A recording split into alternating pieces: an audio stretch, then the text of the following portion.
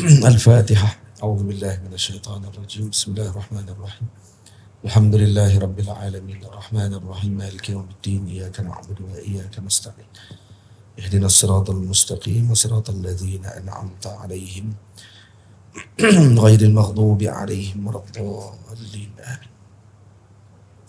بسم الله الرحمن الرحيم. الحمد لله رب العالمين والصلاة والسلام على أشرف المرسلين سيدنا ونبينا محمد بن عبد الله رسول الأمين وعلى آله وأصحابه ومن تبعهم بإحسان إلى يوم الدين. سبحانك لا علم لنا إلا ما علمتنا إنك أنت العليم الحكيم. رب اشرح لي صدري ويسر لي أمري واحلل عقدة من لساني يفقهوا قولي. رب يسر ولا تعسر ربي تمم بخير وبعد. Assalamualaikum warahmatullahi wabarakatuh. Saya muliakan Tuan Imam, Tuan Bilal, tak lupa kepada pengurusi bagi Masjid Mustaghfirin Sungai Tiram, ibu ayah, abang-abang, kakak, para hadirin, para santri yang dirahmati Allah Subhanahu wa taala sekalian. Kita panjatkan setinggi syukur kepada Allah Subhanahu wa taala dapat sama-sama kita berkumpul pada malam ini meneruskan bacaan kitab Mursyiduz Zuwar ila Ziyaratil Akhyar, dan kita telah masuk pada adab yang ke-8 daripada adab-adab menziarahi awliya yang telah wafat dan selainnya, yakni pada muka surat yang ke-65 bagi kitab Jawi, dan adab yang pada muka surat yang ke-13 bagi kitab tulisan Rumi. Bismillahirrahmanirrahim. Adab yang ke-8, membaca Al-Quran dan menghadiahkan pahalanya kepada sahibil maqam. Ini membaca Al-Quran dan menghadiahkan pahala bacaan Al-Quran tersebut kepada sahibul maqam, iaitu pemilik maqam tersebut yang dimaqamkan. Al-Imam Al-Marwazi rahimahullahu ta'ala mengatakan bahawa aku telah mendengar Al-Imam Ahmad Ibn Hanbal, Al-Imam Ahmad Ibn Hanbal rahimahullahu ta'ala menyebut, "Iza daqaltumul maqabira," jika kalian memasuki kawasan perkuburan, "faqra'u bi fatihatil kitabi," maka bacalah Al-Fatihah, "wa qul huwallahu ahad," dan surah Al-Ikhlas, "wal mu'awwizatain," dan baca juga dengan surah Mu'awwizatain, iaitu surah Al-Falaq, "Qul a'udzu birabbil falaq," dan "Qul a'udzu birabbin nas." Dipanggil Mu'awwizatain karena kedua-duanya disebut a'udzu, kedua-duanya dimulakan qul a'udzu birabbil falaq, qul a'udzu birabbin nas, maka dipanggil mu'awwizatain. Jadi qul a'udzu birabbil falaq, surah al-falaq dan surah an-nas, wahduha lahum, serta hadiahkanlah pahala bacaan tersebut kepada mereka, iaitu ahli kubur. Fa innaha tasilu ilaihim, maka sesungguhnya ianya akan sampai kepada mereka, sampai kepada sahibul maqam. Ahli kubur tadi akan dapat dengan bacaan tersebut. Dan kata Al-Hafiz Abdul Ghani rahimahullahu ta'ala, Al-Hafiz Abdul Ghani An-Nabulsi rahimahullah menyebutkan bahawa, kata beliau, "Walladhi ra'aynahu fi amsaril Islam," ini saya dah terjemah, apa yang telah kami perhatikan di banyak negara Islam, "syahadnahum haitsu yamutun aw yamutul mayyitu minhum," jika berlaku kematian di kalangan mereka, maka akan dibacakan. Apa dia dibaca? Yani yaqra'una al-Qur'ana 'indahu qabla dafnihi. Ini yang dilihat oleh Al-Imam Abdul Ghani Nabulsi rahimahullahu ta'ala, tadi bacaan daripada Imam Ahmad. Imam Ahmad kata kalau kita masuk ke kawasan kubur, maka bacalah Fatihah, bacalah Qul huwallahu ahad, bacalah Muawwidzatain, Qul a'udzu birabbil falaq, Qul a'udzu birabbin nas, dan kemudian hadiahkan pahala kepada wahduhum lahum. Wahduha lahum. Yani wahdu al-qiraah lahum. Yani diberikan pahala bacaan tadi kepada mereka. Lepas itu Imam Asy-Syafi'i radhiyallahu anhu meletakkan syarat. Ada orang kata bila baca Al-Quran kepada si mati ini tidak sampai. Al-Imam Syafi'i kata sampai. Imam Syafi'i sendiri sebut sampai. Dan sampai tadi kalau mayat tadi berada di depan kita. Sama. Tapi kalau mayat tidak berada di depan kita, maka kata Imam Syafi'i diletakkan syarat untuk sampai tadi dengan dibacakan doa, Allahumma awsil wa taqabbal sawaba ma qara'nahu minal Qur'anil azim. Nah, jadi dibacakan untuk sampai. Karena kita baca doa tahlil tu, doa tahlil tu jangan tinggal. Karena tu untuk mengeluarkan daripada khilaf sampai ke tidak sampai pahala bacaan kepada si mati. Jadi Imam Syafi'i kata sampai kalau mayat tidak ada di depan kita, kita baca tahlil, mayat tadi telah ditanam, kita duduk di rumah, baca tahlil selepas berapa hari kematian si mati, sampai ke tidak? Imam Syafi'i kata sampai. Dan ini disebut oleh Al-Imam Zakaria Al-Ansari, Syekhul Islam, dalam kitab beliau. Nah, masalah dia baca kitab setengah, tinggal setengah lagi kitab yang lain. Konon-konon baca katanya dalam Ar-Risalah, contohnya kata Imam Syafi'i sebut dan katanya tidak sampai.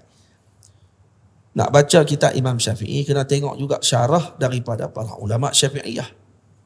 Kemudian dituduh orang-orang yang berada di tanah Melayu kita ni yang beramal dengan perkara tersebut dikatakan tidak mengikuti mazhab Syafi'i yang benar. Depa lah yang ikut mazhab Syafi'i kita ni, mazhab Syafi'i tak benar mana? Ikut mana? Dan ni dah mula dah. Mereka dah mula baca mazhab Syafi'i, kitab-kitab mazhab Syafi'i. Mereka pun buat daurah, baca kitab Matan Abi Syuja'. Hati sanad. Bawa main sanad pengajian kamu dengan kitab tersebut. Sanad bukan dengan makna kamu akan sebut kata saya pernah jumpa dengan seorang syekh. Syekh ni bagi sanad dekat saya baca kitab ni. Iaitu sanad dia, sanad riwayah semata-mata. Tak. Fiqh kena dibaca dengan sanad dirayah. Kena mengaji. Berapa tahun kamu mengaji fiqh Syafi'i? So duk kira lah dengan sekolah menengah. Itu orang panggil buat lawak. Ya, saya mengaji pada sekolah menengah lagi dia kata. So duk kira tu. Nah, kira hak mengaji betul-betul dengan serius mazhab Syafi'i secara bersanad, secara talaqi ilmu tadi daripada guru satu persatu untuk mendapatkan kefahaman daripada kitab dalam mazhab Syafi'i mengikut turutannya. Jangan hanya mengaku-ngaku saja. Sekarang sudah mula. Nah, tak mengaji mazhab Syafi'i. Hantam mazhab Syafi'i pula. Lawan dengan para ulama ahli sunnah wal jamaah dalam mazhab Syafi'i yang Asy'ariyah ni, tiba-tiba dia pula jadi mazhab Syafi'i. Dan kemudian mengajak pula mazhab Syafi'i sedangkan bukan ahli pun dalam bidang tersebut dan akan membawa kekeliruan kepada masyarakat. Sebab yang nak mengajar mazhab Syafi'i fiqh, kena tengok kepada siapa dia mengaji dulu. Dengan siapa dia ambil mazhab tadi dan juga dipelajari berapa lama fiqh tadi secara tuntas, secara terperinci dengan mengikuti sistem talaqi dan para alim ulama terdahulu. Sekadar keluar daripada kuliah syariah dan seumpamanya, itu bukan sebagai dalil untuk kamu katakan bahawa kamu boleh untuk mengajar mazhab Syafi'i. Lilasaf, kita sebut ni hakikatan yang perlu mengakui dengan perkara tersebut. Kamu keluar kuliah syariah daripada universiti, tak perlu nak mengaku kata saya kuliah syariah, saya boleh untuk baca mazhab Syafi'i. Sorok mohong lah. Nah, kalau kamu tidak belajar, kamu tidak mengikuti sistem pengajian tadi daripada satu persatu kitab yang disarahkan oleh para ulama, yang ditulis oleh para ulama, maka keterlibatan kamu membaca kitab-kitab tersebut dan disyarahkan kepada umat ini adalah bentuk penyelewengan kepada agama Allah Subhanahu wa taala. Karena kamu akan mensyarahkan tadi dengan salah. Kecuali kamu ikuti pengajian juga, walaupun dengan rakaman pengajian. Contohnya masyayikh-masyayikh dah ada kitab-kitab yang besar-besar tadi diajar contohnya dalam YouTube, kamu ikuti. Tapi kamu kena dengar betul-betul yang disampaikan oleh guru-guru tadi. Dalam YouTube banyak masyayikh kita dulu yang terkemudian itu ada yang telah wafat, diletakkan pengajian mereka di dalam YouTube. Dan kalau diikuti betul-betul, insya-Allah faham. Kalau dia boleh bahasa Arab dah. Tapi kena ikhlas, kena maklum. Kamu mengaji di mana? Saya dengar dalam rakaman YouTube. Kenapa? Tak sodok mengaku, kata saya mengaji lama mazhab Syafi'i. Padahal YouTube, pengajian tu dah ada 100 dars. Kalau sehari dia dengar 50 hari khatam. Sehari 2 dars dia ikut. Satu pengajian pula contohnya 45 minit. Dia ambil masa 1 jam, 2 jam satu hari untuk dia dengar 2 pengajian. 50 hari. Sebelum 2 bulan khatam. Kata saya habis Muqaddimah Hadramiyah daripada Syekh Mufti Talq contohnya, daripada Syria yang wafat di Kuwait. Alim kabir dalam mazhab Syafi'i dan dah wafat baru-baru ni. Alim. Ada mazhab, dia kitab mazhab Syafi'i dia mengajar, dan memang tadris, memang pengajian dia tadi bagus untuk diikuti. Kalau orang yang boleh bahasa Arab, ikuti kelas pengajian Syekh Mufti dalam pengajian Muqaddimah Hadramiyah dan seumpamanya. Sekarang ada guru beliau Syekh Hussein, juga alim kabir daripada Kuwait, daripada Syria, mazhab Syafi'i, ahli sunnah kita, Syairah, mengajak dengan umur dah tua 80 tahun. Kelas pengajian beliau masih berterusan sampai sekarang. Antara guru yang mutabahir dalam mazhab Syafi'i. Ikuti pengajian contohnya online dengan Maulana Syekh Abdul Aziz Syahawi, Syekhuna di Mesir. Ikuti pengajian dengan fulan ataupun Syekh Abdul Sadiq Haban Nakah, contohnya ada 300 lebih dars bagi kitab tahrir, hasyiah tahrir daripada kitab Al-Imam Zakaria Ansari. Saya ikuti semua dia dalam mengikuti pengajian berdasarkan YouTube. Baik, bagi tahu. Jangan duk corner. Sebab orang yang mengaji dengan YouTube dia kena habaq. Kata, ya, kita tak nafikan, kata itu juga termasuk salah satu daripada bentuk pengambilan ilmu, tapi kamu kena maklum bahawa kamu telah mengambil berdasarkan dengan cara begitu. Yang penting mengaji dulu. Jangan dia nak bagi nampak kata saya pun mazhab Syafi'i, jadi buka mazhab Syafi'i, padahal dia tak mazhab Syafi'i pun. Patutlah kali bawa kekeliruan. Bawa kekeliruan. Kononnya ambil fiqh manhaji, kitab yang dikarang oleh Syekh Mustafa Qin dengan Syekh Mustafa Dibul Bura, katanya tahlil kenuri arwah ni semuanya bid'ah. Keluar tu macam kan kata masyayikh ni semua tolak apa yang telah dilakukan oleh para masyayikh yang sebelum ni. Seolah macam tu. Jadi baca satu kitab, nampak kenal sikit dengan dia, lepas tu dia pun buat keluar canang kata, ni baru mazhab Syafi'i. Hak yang dibuat di negara kita ni mazhab apa ni? Syafi'i tulin ke Syafi'i gadungan? Syafi'i hak jenis saja mengaku mazhab Syafi'i saja. Ini masalah orang kita. Tak selesai. Padahal para ulama mazhab Syafi'i zaman berzaman melihat dan melaksanakan perkara tersebut bukan seperti mana yang disebutkan oleh kelompok yang suka memfitnah para ulama zaman berzaman tersebut. Baik. Cuba tengok di sini. Al-Hafiz Abdul Ghani Nabulsi kata apa? Apa yang kami perhatikan di negara-negara Islam. Maksudnya pada zaman beliau. Setiap kali beliau pergi bermusafir, tengok di negara-negara tersebut, apa yang dia dapati? Mereka ini ketika mana berlaku kematian, maka akan dibacakan Al-Quran sebelum dikebumikan jenazah tersebut. Wa ala qabrihi idza dufina. Mereka akan bacakan Quran di sisinya sebelum dikuburkan, serta dibaca di atas kuburnya setelah dikebumikan. Sekarang ni kalau baca Quran atas kubur, depa kata kita buat benda bid'ah. Tengok Sidi Abdul Ghani Nabulsi rahimahullah, Al-Imam Ahmad ibn Hanbal sendiri menyebutkan demikian juga. Tamam? Yajtami'una ala dhalika wa yahrusuna alaihi. Dan mereka berkumpul dan bersungguh-sungguh melakukannya. Ini amalan zaman berzaman. Ini saya sebut di dalam kitab Mursyiduz Zuwar karangan Al-Imam Muwaffaquddin Utsman radhiyallahu anhu. Ini kitab ni, ada kat tangan saya ni. Baik. Dan kemudian sewaktu ziarah, saya dan para teman dengan guru kami yang mulia Al-Allamah Al-Muhaddis Ad-Doktor Usamah Said Azhari hafizahullahu ta'ala. Ini kisah ni berlaku berapa 10 tahun yang lepas. 10 tahun yang dulu. Di masa saya masih di Mesir, ini ketika sahabat saya Ustaz Zuzaili, di Kuala Lumpur beliau nak balik dah ke Malaysia. Setelah selesai pengajian di Al-Azhar, dia dah selesai pengajian, jadi dia pergi jumpa dengan guru saya Maulana Syekh Yusri Hafizahullah selepas pengajian subuh di Masjid Ashraf di Muqattam. Maka dia minta izin untuk ditunjukkan maqam Sidi Ahmad Al-Ghumari rahimahullahu ta'ala, abang kepada Sidi Syekh Al-Muhaddis Al-Usuli Syekh Abdullah Siddiq Al-Ghumari, Syekhu Masyayikhina, guru kepada guru-guru kami, guru kepada Maulana Syekh Ali Jum'ah Hafizahullah. Jadi Syekh Abdullah Siddiq Al-Ghumari, abang dia makamnya di Mesir. Sidi Abdullah makamnya di Tanjah, di Maghribi. Jadi Syekh Ahmad Syekh Yusri kata, saya tak tahu makam dia di mana waktu itu. Tapi yang tahu makam tu Syekh Usamah. Syekh Usamah tahu di mana makam dia. Pagi tu kami janji, Syekh Usamah pun turun sekali dan kami naik motor ikut belakang kereta Syekh Usamah dengan Maulana Syekh Yusri dan ditunjukkan makam Syekh Ahmad Al-Ghumari, dan di situlah Maulana Syekh Usamah terangkan bagaimana tartib para ulama Azhar ketika melawat makam. Ini saya nukilkan dan masukkan di sini peristiwa tersebut.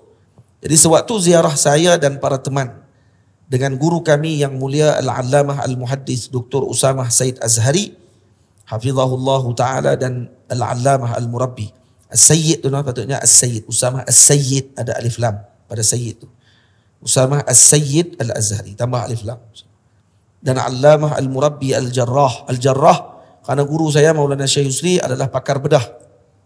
Beliau pakar bedah.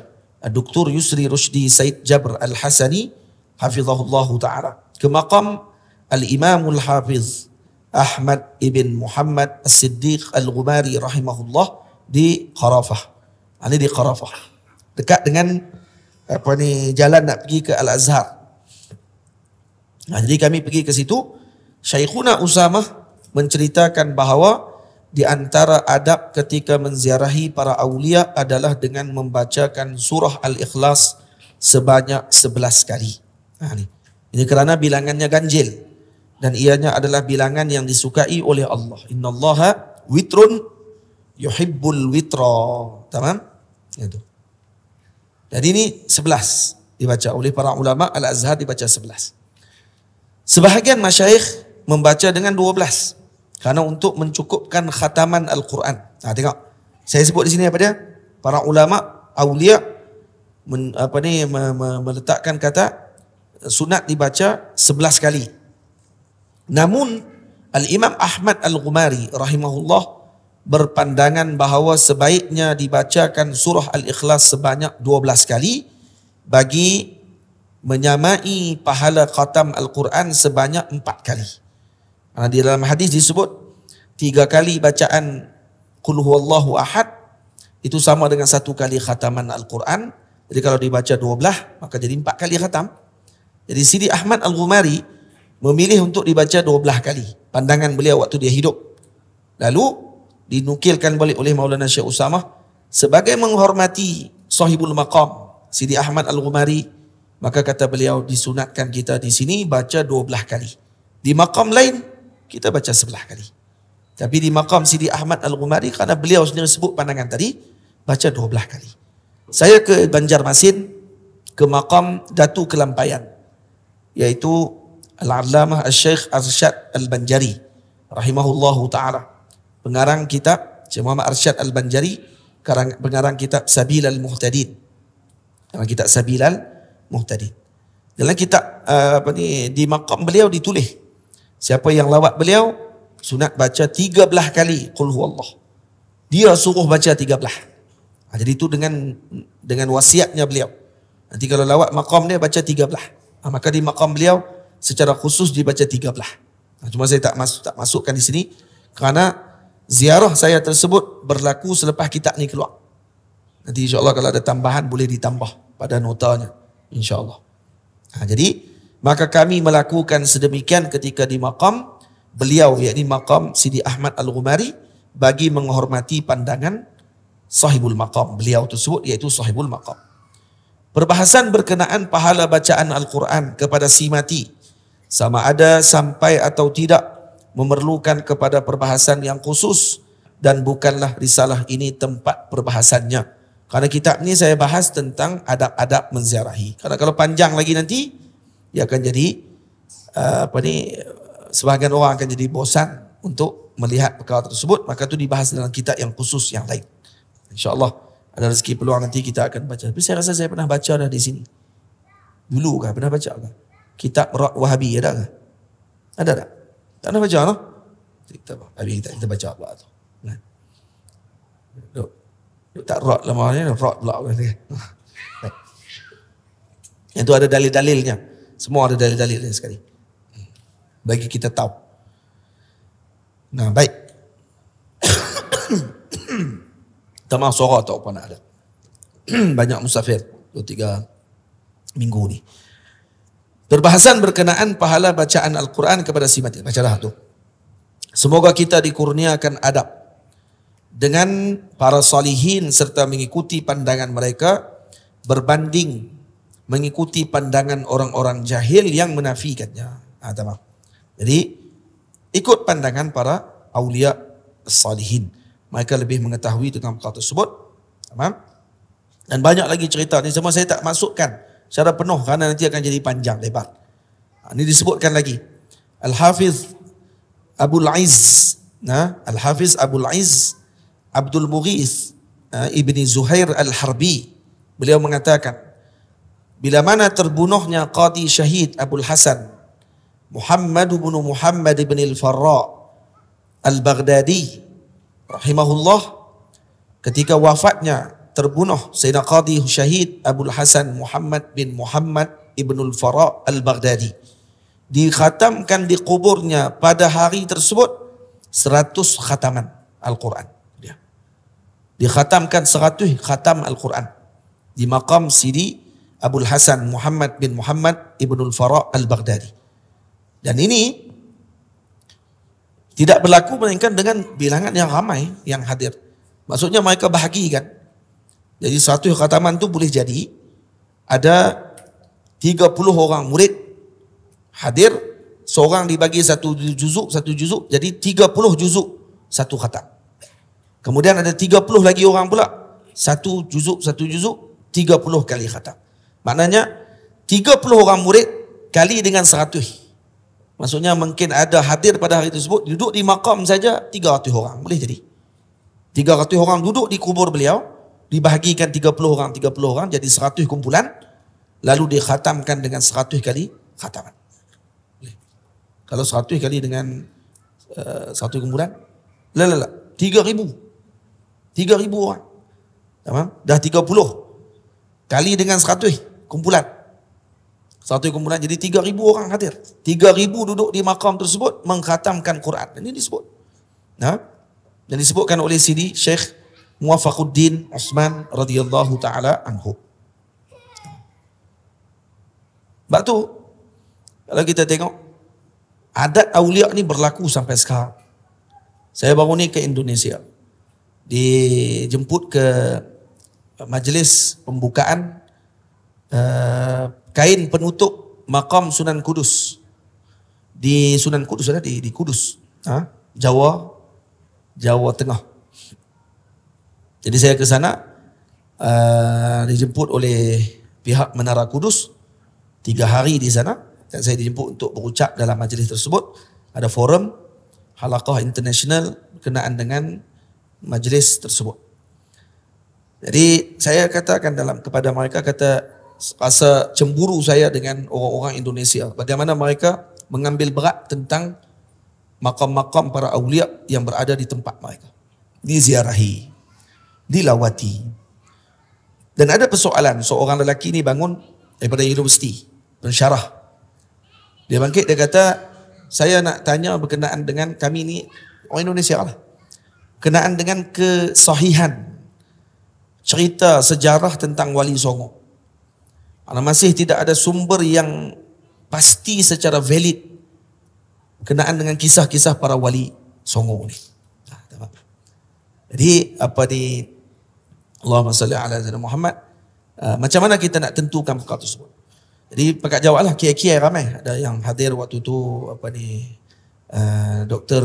Ginanjar Syaban, tu sahabat saya di Al-Azhar.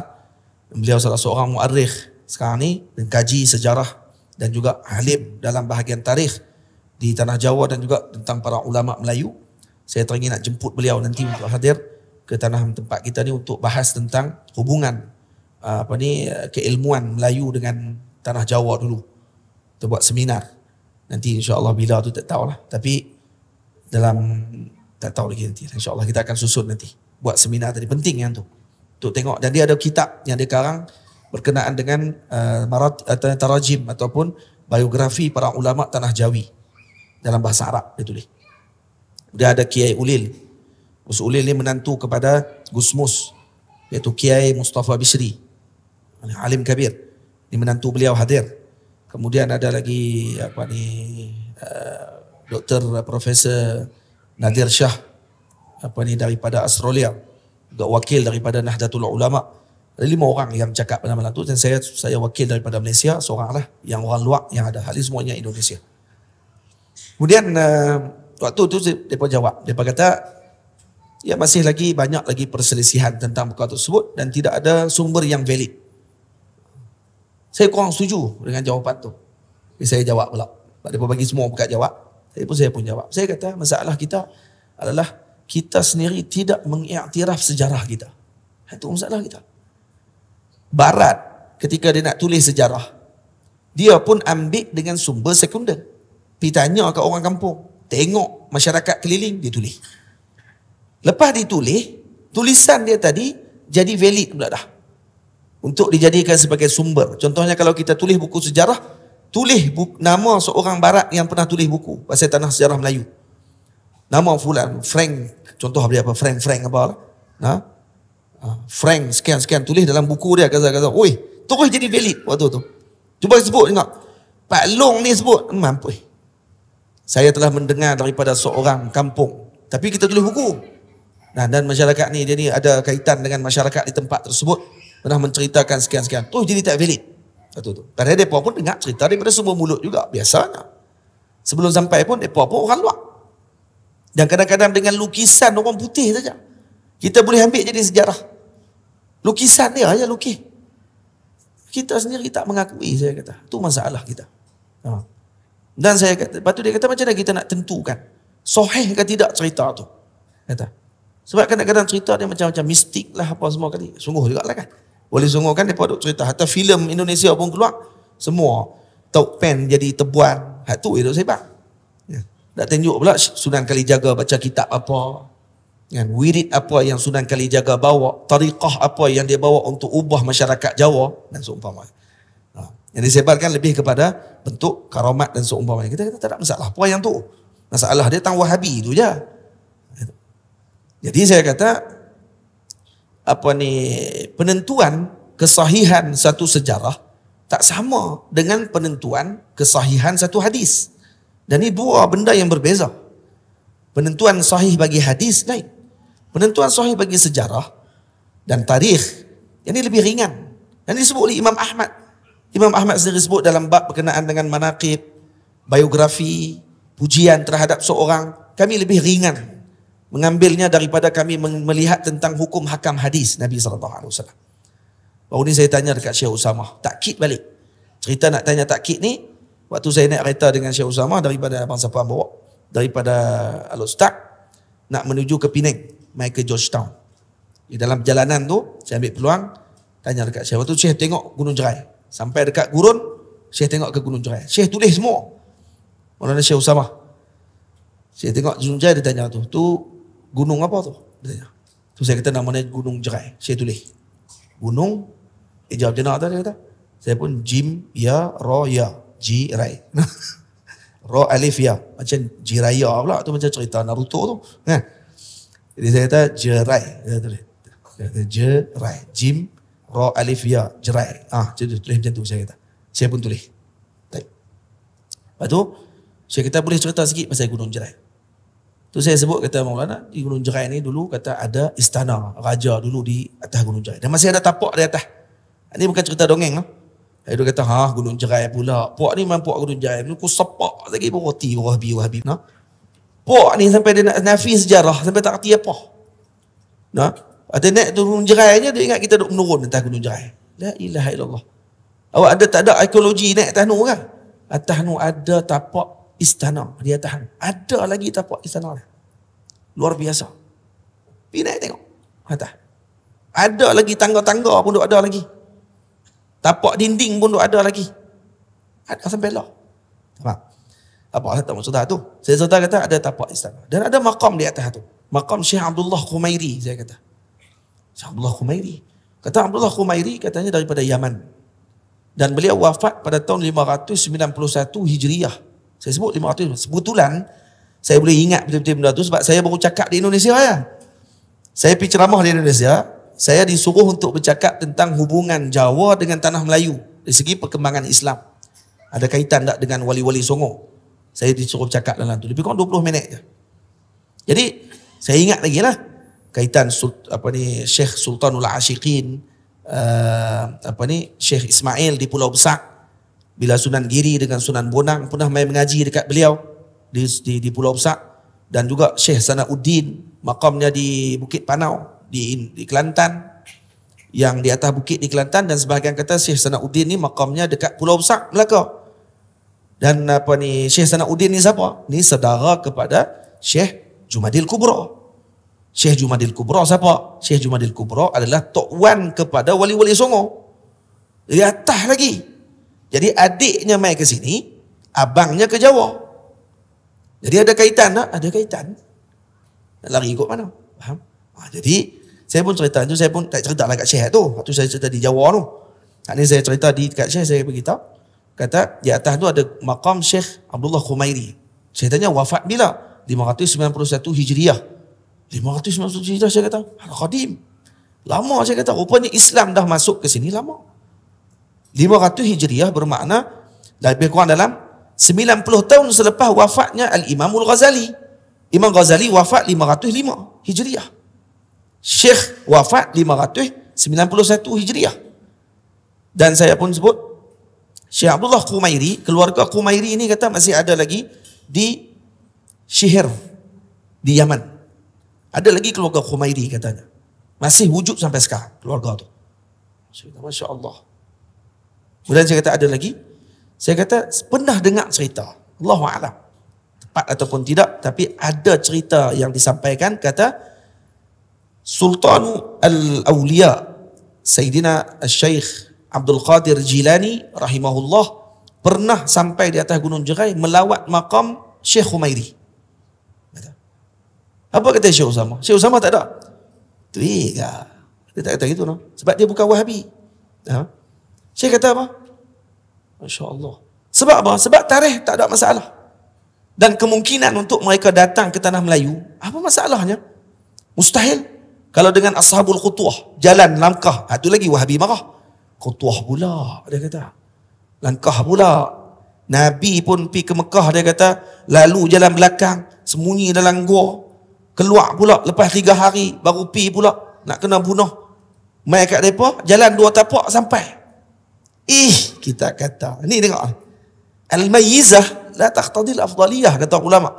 Kelebihan yang Allah Ta'ala bagi kepada awliya dengan dilipat bumi, dengan perjalanan Nabi beberapa minggu untuk sampai ke Madinah, itu tidak ada sedikit pun pertentangan. Baginda Nabi berjalan dengan perjalanan tersebut untuk memberikan panduan kepada kita. Kalau berlaku apa-apa dan juga strategi macam mana, Nabi tunjukkan panduan semuanya. Boleh tak kalau Allah Ta'ala nak lipat bumi kepada Nabi? Lebih pada tu Nabi naik ke langit tu. Isra' dan Mi'raj. Siapa boleh naik ke langit? Kalau kata tanpa persediaan. Pakai baju biasa ya, naik ke langit. Kita kalau nak naik ke angkasa, bukan ke langit, ke angkasa. Kena masuk NASA, kena masuk latihan. Ujian matematik tambahan pun kena masuk juga. Walaupun tak ada kaitan. Nak kena tengok cerdik ke tak cerdik ke, bodoh ke. Hari kalau pergi naik lagi, tak tengok kita silat tekan butang, terjun keluar balik lagi kan macam mana. Kena masuk latihan, kena apa semua sekali, baru boleh naik ke angkasa, bukan ke langit. Tak ada seorang pernah pergi ketuk pintu langit pertama. Mustahil. Dengan Nabi SAW dan juga para malaikat Allah yang diberikan peluang untuk mereka naik ke atas. Betul? Yang mana mustahilnya? Ni di bumi je pun. Yang kita terbang, naik kapal terbang tak apa pula. Yang wali kalau berjalan langkah bumi, lipat bumi sikit, dia buat pelik. No? Sebab tu tuan-tuan jangan jadi wahabi. Itu je pesan dia. No? Kerana tuan-tuan akan terblok otak nanti. Kalau kata jadi macam mereka. Kerana apa? Kerana tidak ikuti sistem pengajian dengan halus. Dengan mengikut turutan. Faham? Zaman lah kalau ikut turutan pengajian macam kita mengaji, dia kata kita pula menyusahkan apa semua kali. Bagi mereka senang. Ini bid'ah. Ini tak betul. Oh senang sebut tu ya. Terus jadi tak betul. Dan terus jadi bid'ah. Dan terus jadi akademi. Wih, heran betul kita. Terus jadi inilah pandangan akademik. Ini baru logik. Logik apa benda mereka pun tak tahu. Nah, buka kitab logik lagi baru mereka tahu. Logik ke tak logik mereka cakap. Kitab logik kita apa? Kitab mantik. Mantik bukan duk cakap. Buat keluar ayat bunyi pusing-pusing baru jadi mantik. Bukan dia. Mantik ada kaedah dia. Betul mengaji mantik, mengaji mantik betul-betul. Tengok betul faham ke tak faham. Boleh. Baik. Saya kata kat Syekh Usamah, katanya macam tu. Kata Syekh, dia kata tak ada masalah. Karena zaman masih lagi pada waktu tersebut dan peredaran dunia Islam pada waktu tersebut, hubungan di antara dunia Islam tak mustahil berlaku. Faham? Jadi saya kata macam mana Syekh kita nak tentukan sejarah ni tepat ke tak tepat? Syekh kata bilistifadah, dengan masyhur cerita kadang boleh jadi sejarah. Tulis Syekh kata. Semua tu kena tulis dan ditulis lah. Kena tulis kata. Tulisan itu akan jadi sejarah nanti. Dan sesuatu tempat tadi boleh jadi sejarah dengan istifadah. Istifadah maksudnya dengan bil masyhur, bil istishhar. Dengan masyhur saja tempat tadi. Contoh, makam Wali Songo dilawat oleh semua orang kata tu makam Sunan Kudus dan boleh ditentukan iaitu makam Sunan Kudus. Kenapa? Kerana masyhur zaman berzaman orang lawat dan kata tu makam Sunan Kudus. Selesai. Tu boleh jadi sejarah. Nampak tak? Saya kata ada beberapa manhaj. Saya sebut saya dalam kereta. Syekh cerita sampai saya tertidur. Punya. Tapi handset duduk kat ini. Rakam. Tapi mata duduk ini duduk. Oh, jam. Syekh syarah tak tengok saya nasib baik lagi. Kalau tengok saya dah sepak lah kan. Ni mata duduk. Hari tu 2 hari 3 hari saya tak boleh nak tidur. Nak kena layan Syekh apa semua sekali. Jadi saya pegang handset ini rakam. Ni semua ada dalam ni. Cuma saya nak buat keluar balik aja. Tulis nanti. Syekh cerita kat saya. Manhaj berbeza. Saya tulis kata Syekh dalam kitab Ihya Ulumil Hadis. Dalam kitab tu keluar tahun 2007. Sampai lah saya tak keluarkan lagi kitab tersebut. Sekali je saya keluarkan kata Syekh. Dan dipuji oleh 30 orang ulama. 30 ulama tulis pujian terhadap kitab tersebut. Dia kata. Tapi kitab tu saya berhenti dulu. Sebab ada tambahan-tambahan yang banyak sekarang ni. Yang sebab tu saya tak keluarkan lagi sampai sekarang. Syekh kata. Syekh kata kat saya dalam tu ada saya buat satu bab. Bab dia berkenaan dengan manhaj kajian para ulama yang berbeza mengikut pada bidang ilmu. Apa dia? Manhaj perbahasan tentang hadis. Berbeza dengan manhaj dalam ilmu fiqh. Berbeza manhaj dalam ilmu tarikh. Berbeza manhaj dalam ilmu sirah. Beza. Jadi jangan campur aduk. Ulama hadis, maksud mereka dalam menyusun hadis adalah untuk memastikan kebenaran ucapan Nabi SAW. Sebab tu mereka akan tengok hadis ni sahih ke tak sahih. Nabi sebut. Lepas tu kita akan jumpa ulama hadis akan sebut, hadis ini sahih pada makna, daif pada lafaz. Kenapa? Kerana lafaz Nabi tak sebut macam tu. Tapi makna sahih. Tengok. Sebab apa? Sebab mereka ambil berat tentang lafaz Nabi SAW. Dan perbuatan Nabi tu mereka nak tengok betul-betul. Sebab tu mereka rigid dalam bab tu. Itu ulama hadis. Ulama tarikh tak macam tu kata Syekh. Sebab tu kata Syekh dalam ilmu hadis, hadis syaz ditolak. Hadis mursal yang inqita' ditolak. Tapi fuqaha terima. Fuqaha terima hadis mursal. Seperti mazhab Hanafi. Nah, menerima hadis mursal. Kata, kenapa? Kerana manhaj berbeza. Dan kemudian kata Syekh, dalam ilmu fiqh, dalam ilmu tarikh, yang penting bagi mereka adalah meriwayatkan kisah yang berlaku. Tidak dilihat sama ada ni disebut ke tidak, apakah. Yang penting ada kisah tu disebut, ditulis. Sebab tu sebahagian ulama tarikh disebut oleh para ulama hadis, hadza dha'ifun fil hadis, qawiyyun fit tarikh. Ini dhaif dalam hadis tapi kuat dalam ilmu tarikh. Saya kata macam mana boleh ulama keluarkan pernyataan tersebut? Saya kata bila yang jadi bercampur aduk semua ni, ini manhajnya Albani, kata beliau. Syekhul Albani lah dan pengikutnya lah yang telah mencampur adukkan manhaj ni semua. Semuanya nak kena sama dengan hadis. Nak tengok tarikh, kena tengok macam hadis. Nak tengok fiqh, kena tengok macam hadis. Kata saya, ini merosakkan manhaj. Saya sebut tu saja. Tuan-tuan nak dengar? Kat setengah jam saya syarah. Saya tak ini kuliah saya pula. Saya pula kena terjemah pula tak kini. Tu saya nak tulis balik yang saya tulis. Yang saya sebut tu. Faham? Pegang yang ni elok-elok. Yang ni penting, tuan-tuan. Pegang elok-elok yang saya sebut tu. Tuan-tuan tidak akan keliru lagi lepas ni. Dan tuan-tuan akan tahu, kata, ini orang ni bercampur manhaj ni. Bercampur sistem. Caca merbah. Maka akan rosak. Siapa yang mula rosakkan sistem tadi? Maaf. Syekhul Albani. Dan atba'u. Dan pengikut-pengikutnya. Moga Allah Ta'ala mengampunkan mereka dan memberikan kebaikan kepada mereka dengan tujuan ataupun niat-niat mereka mungkin ikhlas kerana Allah Subhanahu wa Ta'ala. Faham? Jadi bila saya dengar tu kata, Masya Allah. Jadi betul lah jawapan saya ketika di Indon. Saya kata tak sama hadis dengan niat tu, sekadar pengetahuan yang ringkas yang saya ada, sekadar pembacaan dan pengajian saya di Mesir dulu dengan para masyayikh, selalu saya dengar dan kemudian diperincikan lagi oleh Maulana Syekh Usamah ketika dalam kereta tersebut, diasingkan lagi manhaj antara ni dan diceritakan perbezaan manhaj adalah berdasarkan kepada maqasid, tujuan ilmu tadi disusun untuk apa. Itu penting tau. Setiap benda tadi. Baru kita tak akan jadi cerca merbah, tak akan jadi celaru dalam masuk satu bidang ilmu. Ni zaman lah ni dia ada satu bidang. Cerita ni tak perlu cerita. Kena tengok balik kesahihan sanad dia. Dia nampak tak? Dia pengaruh dah sikit. Dia ingat-ingat dia kata cerita ni. Kata, kalau macam tu, oh boleh cerita semua lah. Hatta cerita tak betul pun. Agak-agak lah abang weh. Hang pun janganlah jadi mangkuk ayun sangat. Kita kata apa tadi? Bukanlah semua cerita. Kita kata semua cerita boleh cerita. Nampak? Tengok juga macam mana cerita tadi disampaikan. Berdasarkan kemasyhuran cerita tersebut. Dan ada juga diriwayatkan dalam bentuk sanad. Tapi mereka tak pentingkan siapa perawi. Dhaif ke perawi tadi. Rawi tadi sama ada dia ni orang yang kuat dalam ingatan dia ataupun tidak. Yang penting ada sambungan cerita tadi. Faham? Lalu dimasukkan dalam kitab mereka. Itu. Jadi bila dengar tu kata Masya Allah, Tabarakallah. Ini beza. Alladhi yata'allam. Orang yang belajar. Dan juga dengan orang yang tidak belajar. Orang yang mendapatkan ilmu daripada para guru dengan yang tidak mendapatkan daripada para guru. Hati-hati.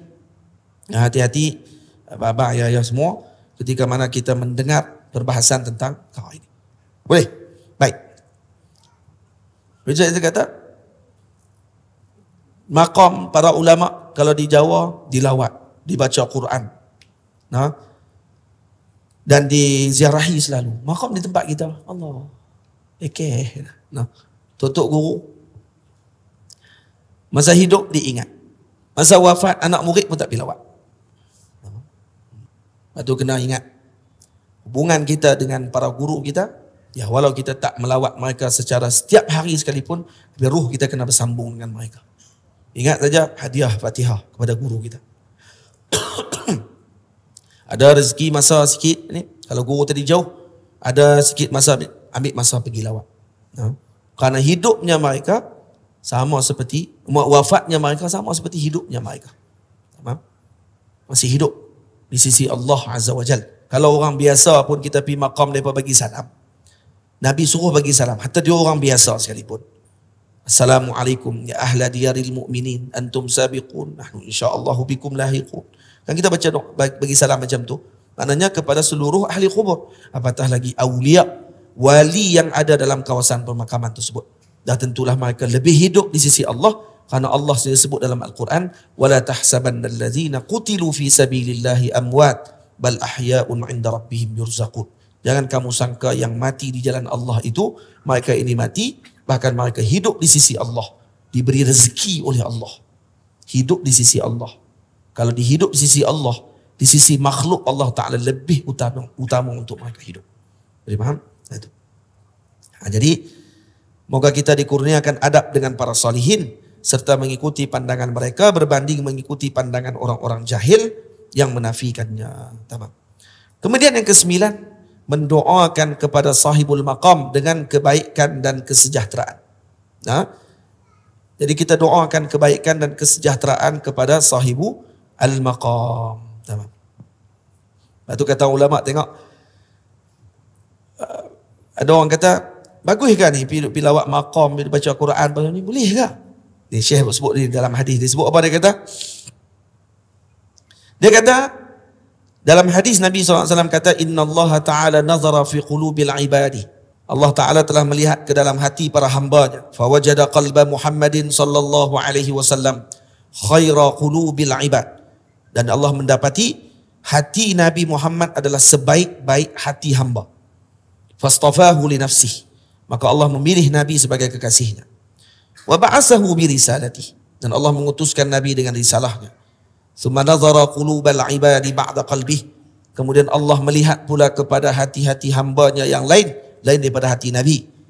Fawajada quluba ashabihi khaira qulubil ibadi ba'da qalbih.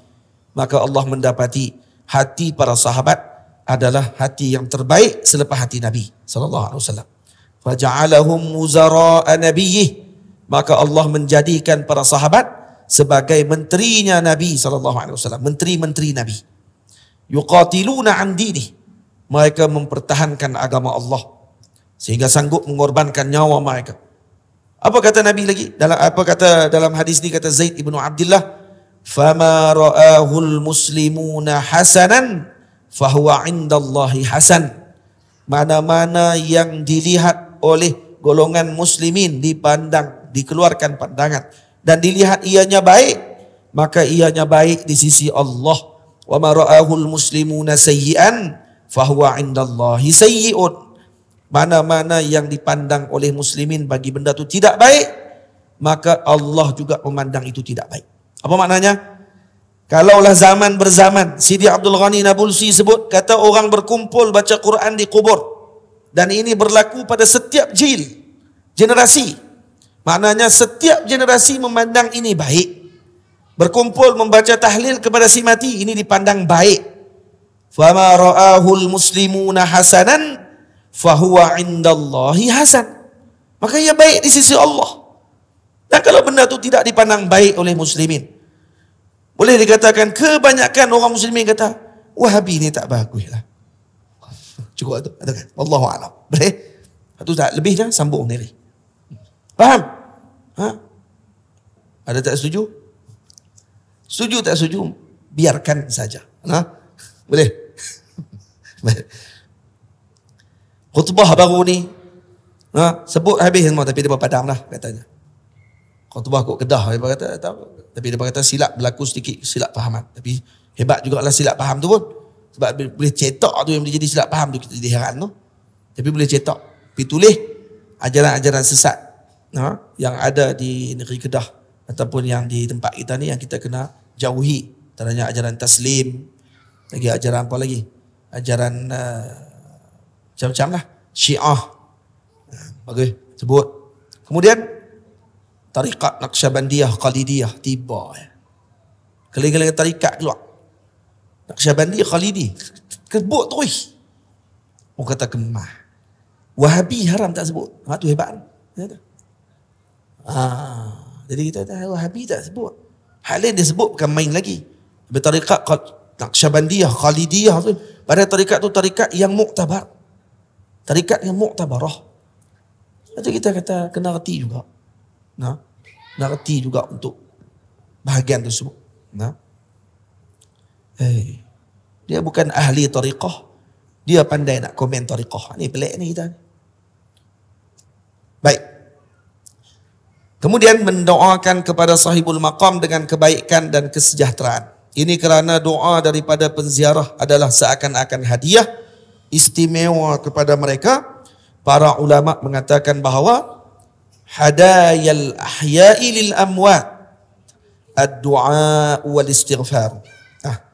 Hadiah orang hidup kepada orang yang telah wafat adalah doa dan istighfar. Tamam.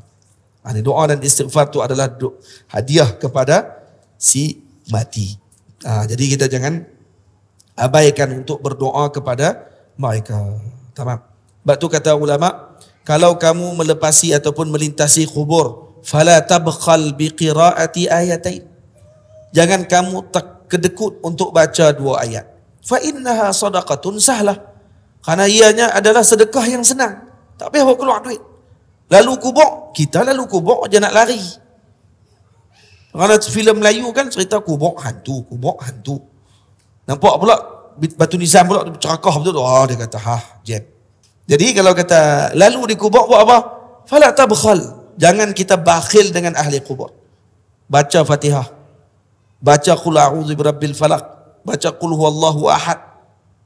Faham? Macam tu. Kata Bashar ibn Ghalib An-Najrani, ra'aitu Rabi'atal Adawiyyata fi an-naum. Ni kata Bashar ibn Ghalib An-Najrani disebut, aku telah bermimpi melihat Sayyidatina Rabi'ah Al-Adawiyyah dalam mimpi. Fakuntu katsiran du'a ilaha. Saya ni banyak berdoa kepada beliau. Ni.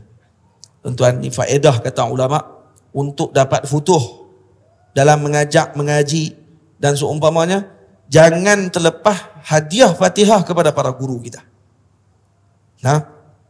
Al-Imam Abdul Wahab Sya'rani. Saya bawa ni buat dalam TikTok.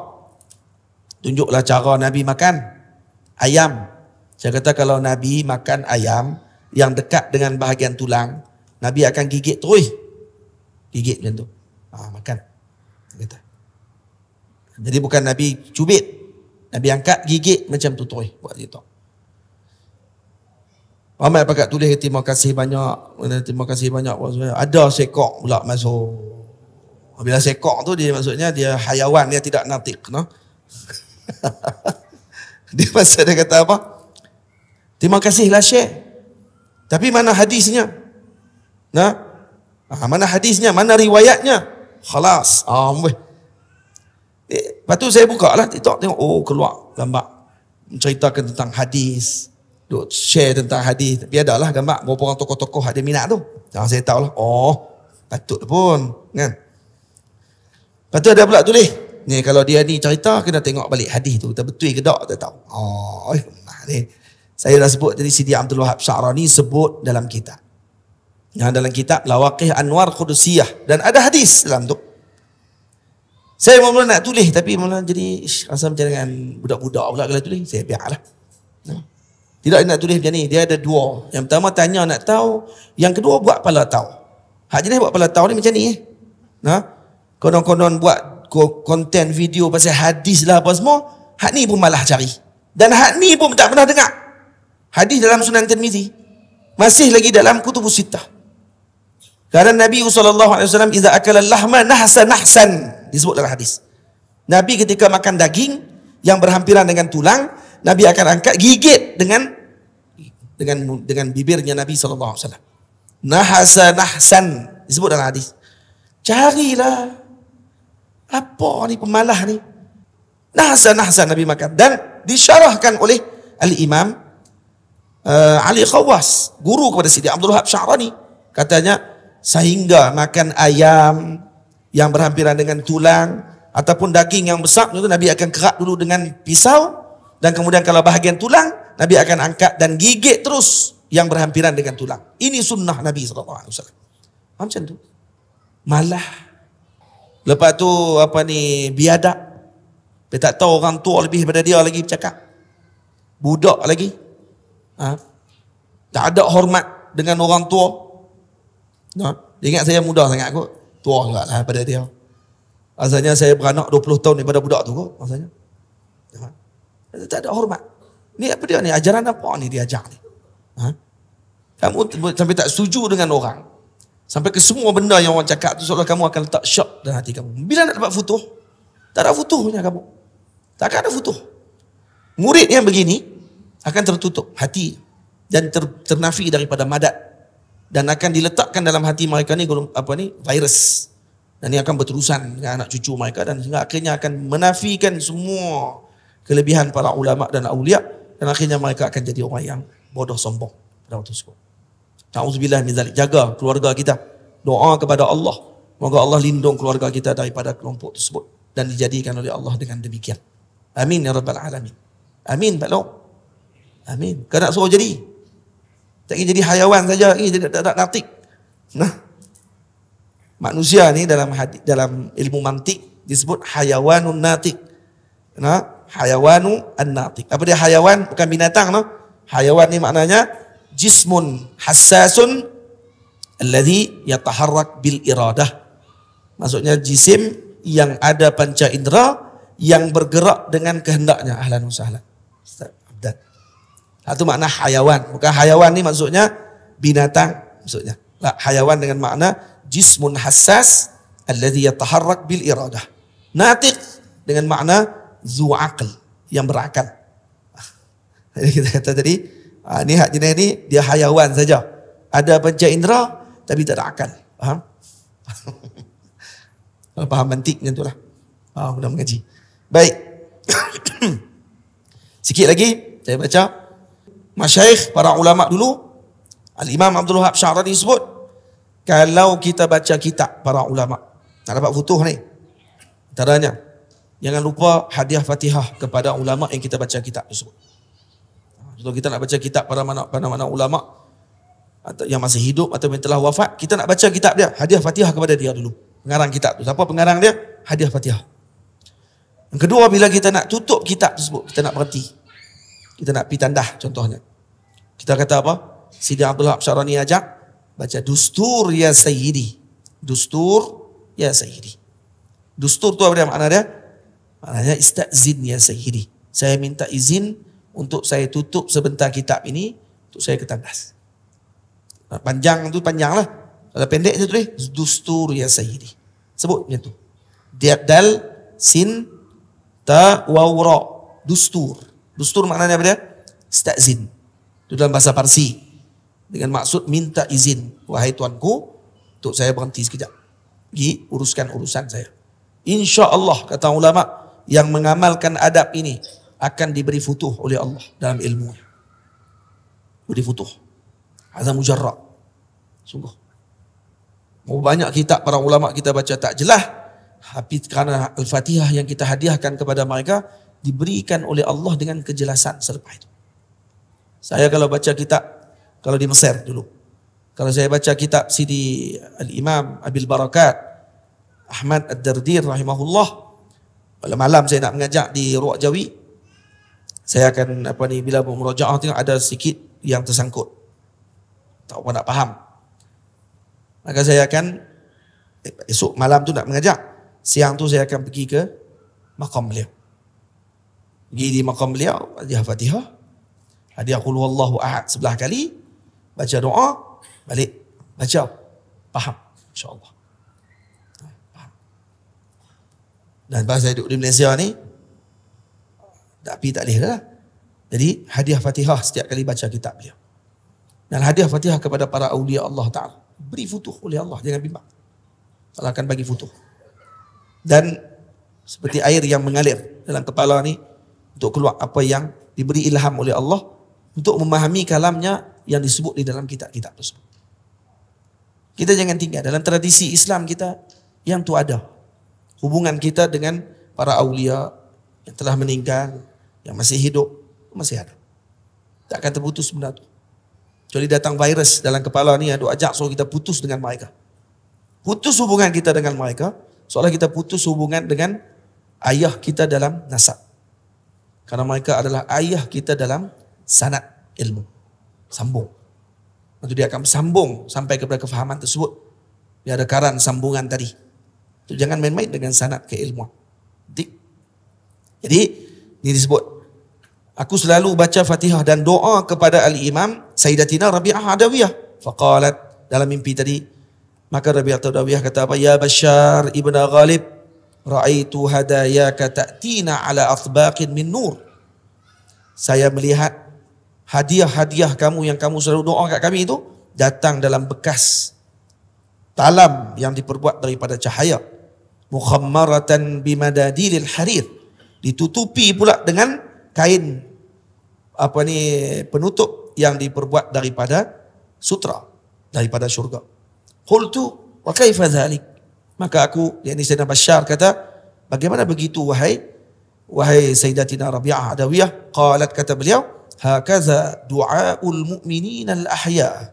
Begitulah doanya mukminin al-ahya'i, doa-doanya orang-orang mukmin yang masih hidup.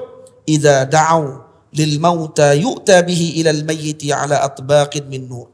Ketika dia berdoa kepada si mati, akan dibawa doa tadi, hadiah tadi, di atas satu bekas daripada cahaya, diletakkan kepada si mati tadi sebagai hadiah.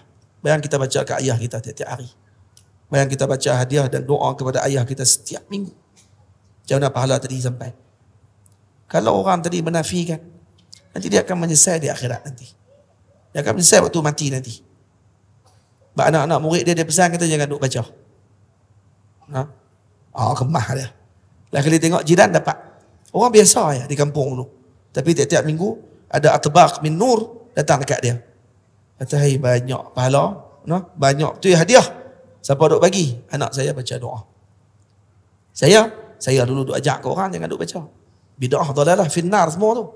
Dia tengok saya baru buat tu. Faham? Jangan main-main dengan benda tu. Baik.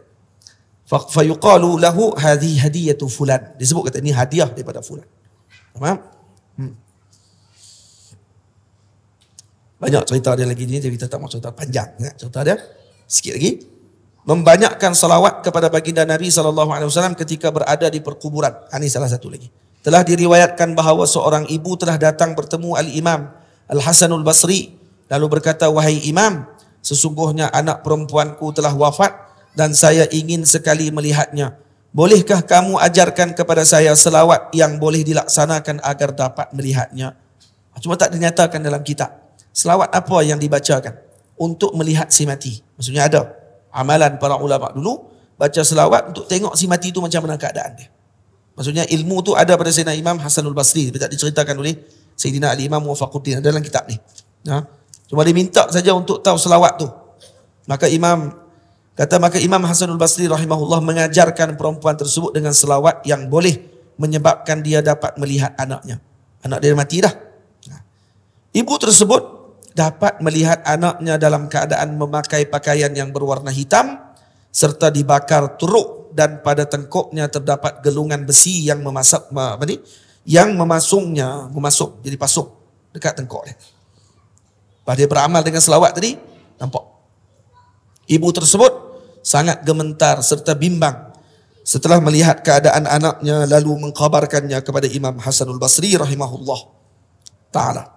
Maka sedihlah sang imam bila mendengarkan peristiwa tersebut. Tidak lama kemudian, Al-Imam Hasanul Basri pula bertemu dengan anak tersebut. Imam Hasanul Basri pula beramal dengan selawat yang dia bagi tadi untuk tengok budak tu. Dia tengok.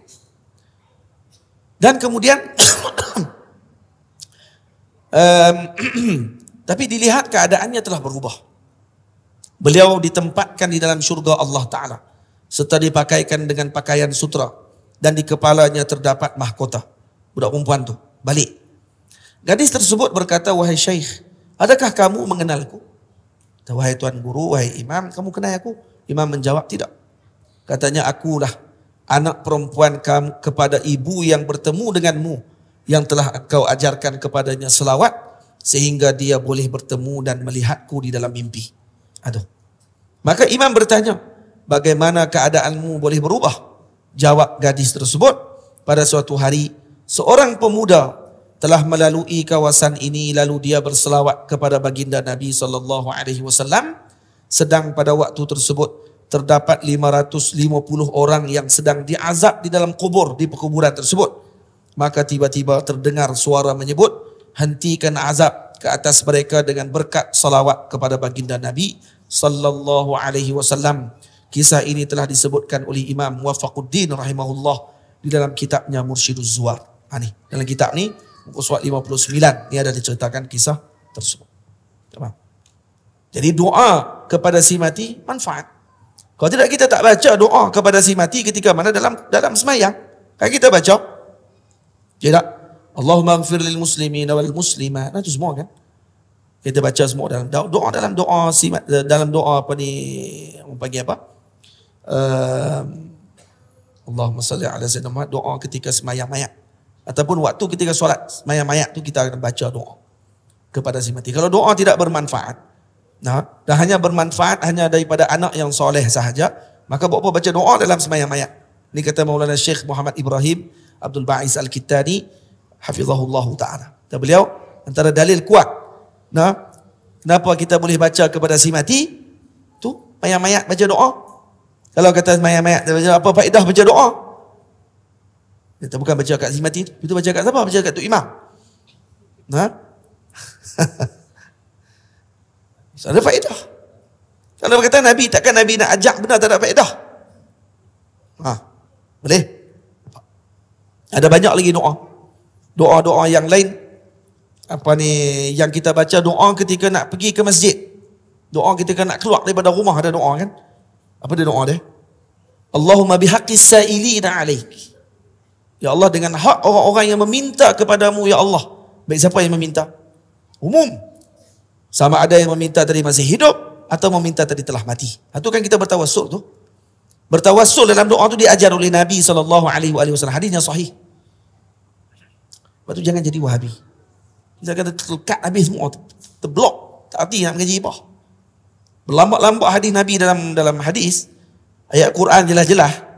Tak ada blok dalam kepala mereka. Blok kenapa? Karena banyak sangat biadab dengan awliya Allah Subhanahu Wa Taala. Maka terblok daripada melihat kebaikan. Tamam. Wallahu ta'ala alam. Esok cuti ke? Esok kerja? Cuti lah. Boleh tak bagi 10 minit lagi? Sampai 9.30 ya? Alang-alang lah. Sebulan sekali tuan-tuan ni. Sehari masjid kata, boleh. Dalam sebulan sekali. Baca pendek pula tu. Tak baca pendek pun tak apa. Kami nak balik nanti. Sekian 10 minit je. Saya pun bukan gila mic pun. Tapi ni sebab gila kitab ni nak habis ni. Sikit lagi sebenarnya kitab ni. Kitab ni nipis je tapi dia panggil syarah buat panjang. Tapi kalau tak syarah, baca sendiri lah no. Dia tak keluar pula cerita-cerita tadi. Baik. Ada seorang budak muda lalu di kuburan. Kemudian dia baca Qul huwallah 11 kali. Dihadiahkan dan dilihat oleh seorang anak pada ayahnya yang dimakamkan dalam kubur tersebut. Hadiah ayahnya tidak selesai-selesai. Katanya ini adalah bacaan yang dibaca oleh pemuda tersebut minggu lepas. Sampai hari ini hadiah ni tak habis lagi duk bahagi. Rahmat Allah Ta'ala maha luas. Faham? Jadi jangan sempitkan rahmat tu. Baca. Lawat ayah kita pun tak. Ni pahaman ni kalau masuk kat keluarga, yang pertama kubur kita sendiri pun dia tak lawat nanti. Faham? Masa tu mak ayah akan menyesal. Ya Allah, awaklah aku pergi hantar dia pergi mengaji. Jadi macam tu pula dah. Baik dia jadi bodoh ya. Boleh? Jangan jadi yang tu. Cukup lah tu. Banyak kali dah ulang tu dia punya iklan tu. Membanyakkan doa bagi dirinya dengan kebaikan. Ini kerana kita dituntut untuk berdoa ketika hati dalam keadaan lembut. Ziarah ke makam para anbiya dan awliya adalah pelembut kepada hati. Ini antara pelembut hati. Dipanggil tombok hati, kata Sunan Ampel. Tombok hati ada 5 perkara ni. Ada 5 perkara. Salah satunya apa dia? Ziarah salihin. Sama ada yang hidup ataupun yang wafat. Jadi yang menziarahi orang yang hidup di sisi Allah, maka ini akan menghidupkan hati, melembutkan hati. Tak percaya? Ziarah tengok awliya. Macam mana kita akan rasa? Dia akan rasa luar biasa. Tamam? Ziarah ke makam para anbiya dan awliya adalah pelembut kepada hati, maka dituntut agar kita membanyakkan doa ketika itu. Antara doa yang terbaik ialah ni doa dia. Allahumma inni as'aluka bima sa'alaka nabiyyuna Muhammadun sallallahu alaihi wasallam. Ini doa yang masya-Allah. Karena dia minta apa yang diminta oleh Nabi. Dia berlindung dengan apa yang dilindungi oleh Nabi. Yang diminta berlindung oleh Nabi. Tengok, ni doa yang jami' mani'.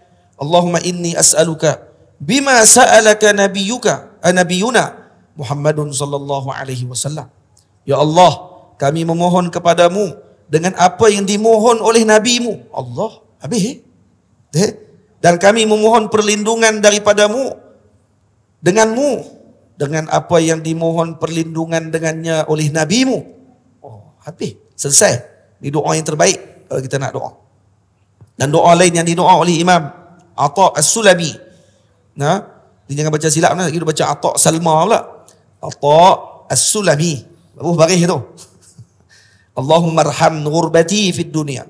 Ya Allah, rahmati ni hidup asingku di dunia ini. Wa masra'i 'indal maut, dan tempatku ketika aku mati nanti. Wa wahdati fil qabr, persendirianku dalam kubur. Wa muqami baina yadaik, dan berdirianku nanti di depanmu ya Allah. Ani minta doa ketika tersebut dengan doa ini. Saya tak terjemah doa tu, minta maaf.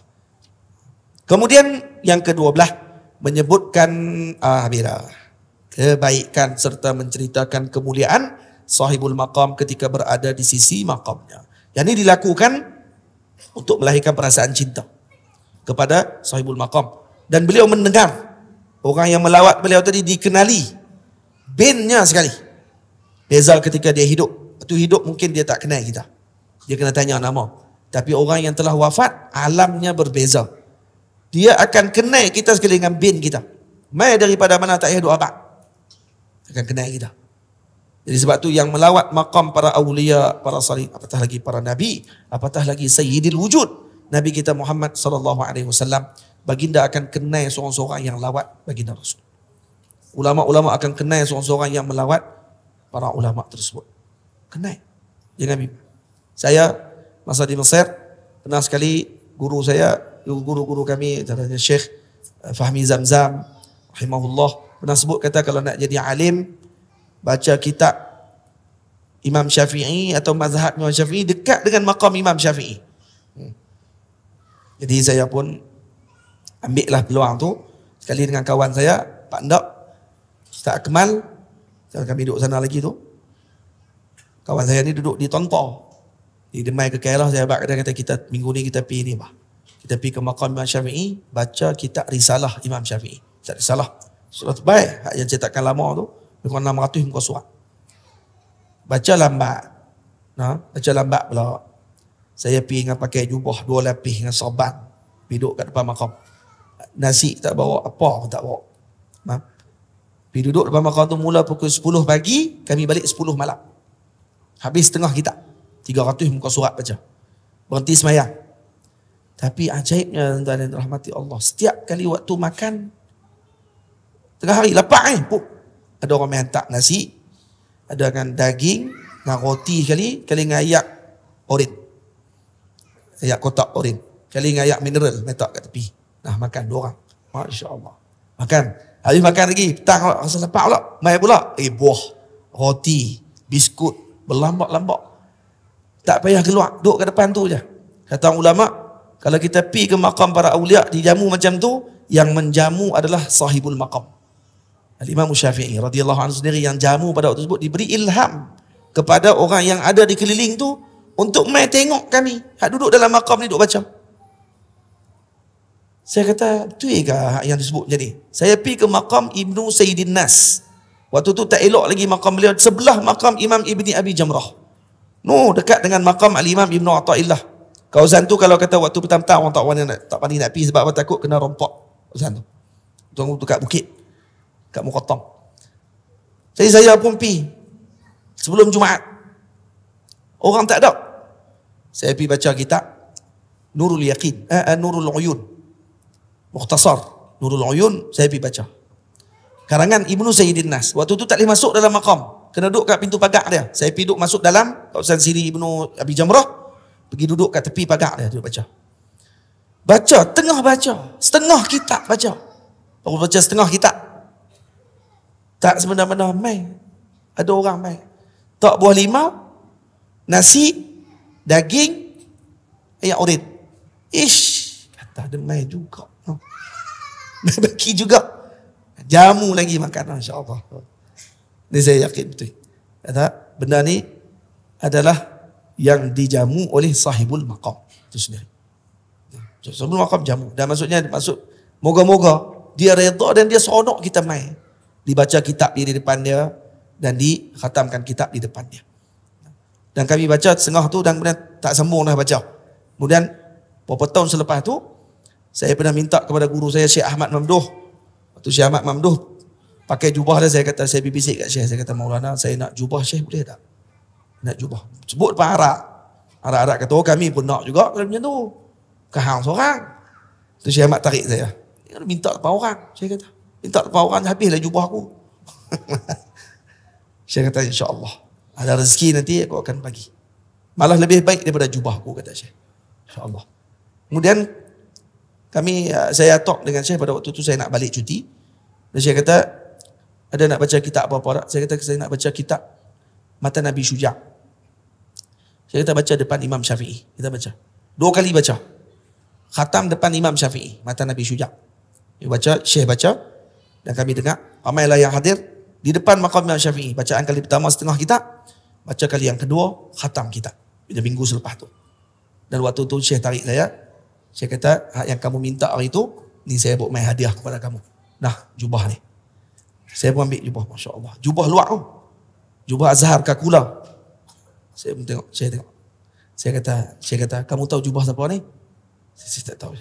Kan saya sebut dah ke kamu minta jubah saya. Saya bagi jubah yang lebih baik daripada saya. Jubah siapa? Jubah Maulana Syekh Ali Jumaah Hafizahullah. Ni jubah mufti besar. Guru saya. Syekh Ali bagi saya 2 jubah. Pada saya 2 jubah. 1 jubah saya khususkan untuk saya. 1 jubah lagi yang ni saya khususkan untuk anak saya. Ali. Anak Syekh nama Ali. Tapi anak saya kecil lagi. Dan saya pula tengok kamu. Dan saya sayang kamu ni lebih daripada anak saya lagi. Jadi saya rasa kamu lebih layak untuk ambil jubah ni dulu. Saya bagi kat kamu jubah ni. Dan jubah tu ada kat saya di Bedua. Jubah tu ada kat Bedua. Jubah Maulana Syekh Ali Jumaah Hafizahullah. Saya bangun ni Syekh Ali Jumaah mai. Saya pun pergi beritahu kata, Syekh, Maulana, jubah Maulana ada kat rumah saya. Astaghfirullah, dia kata. La hawla wa la quwwata. Syekh Ali kan suka melawak. La hawla wa la quwwata. Jubah aku ada kat rumah hang, dia kata. Ada kat Syekh Ahmad bagi jubah kat saya. Itu di depan Imam Asy-Syafi'i radhiyallahu anhu. Semoga Allah Ta'ala berkati para guru kita dan diberikan keampunan kepada kita semua berkat Nabi kita Muhammad sallallahu alaihi wasallam, dan diberikan kefahaman kepada kita semua, dijaga kefahaman kita daripada dirosakkan dengan virus-virus yang tidak baik, dan diampunkan ibu ayah kita, diberikan keampunan kepada mereka dan diberikan tempat yang tertinggi di sisi Allah Subhanahu wa taala kepada mereka, dan diberikan kedudukan yang tertinggi di sisi Allah dan sisi Sayyidina Rasul sallallahu alaihi wasallam, kepada para guru kita, para alim ulama yang telah bersusah payah menyebarkan agama Allah Subhanahu wa taala kepada kita semua. Aqulu qauli hadza astaghfirullahal azim li wa lakum. Assalamualaikum warahmatullahi wabarakatuh. Kami mohon izin dulu sebab kami dah semayang. Jadi kita minta izin untuk kami pergi ke belakang dulu, insya-Allah. Assalamualaikum warahmatullahi wabarakatuh.